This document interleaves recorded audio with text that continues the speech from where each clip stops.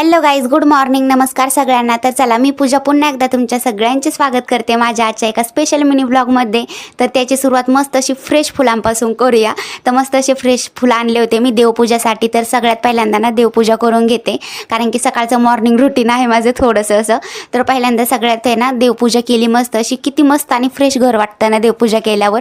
खूपच छान फिलिंग आणि मस्त असं शांत वातावरण वाटतं.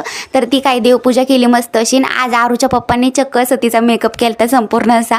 तर किती छान प्रकारे करून देते, नाहीतर मला तर कधीच करून देत नाही. आणि इथं आमच्या आरू मॅडमचं चाललंय मस्त असं अंगणात झाडू मारायचं काम. तर तिने काही झाडू वगैरे मारून घेतलं घरातलं काही कामावरून ना. आम्ही थोडं चाललो होतो बाहेर थोडंसं कामासाठी, म्हणजे कॅम्पमध्येच. तर माझी मैत्रीण आणि मी काहीतरी गेलो, कारण की थोडेफार कपडे आपले शिवायला टाकायचे होते, जे आपले टॉप आपले फिटिंग्स वगैरे काही नाहीत ना, तर ते काही टाकले फिटिंगला. तर ते काही कॅम्पमध्येच आहे आमच्या इथं टेलर वगैरे काही असतात संपूर्ण असे. तर ते काही दाखवून दिले आम्ही त्यांना, म्हणजे काय फिटिंग वगैरे काय करायची ती काही. आणि ते काही संपूर्ण कामावरून थोडंसं बाहेर त्या मैत्रिणीला काम पण होतं दुसरंसं.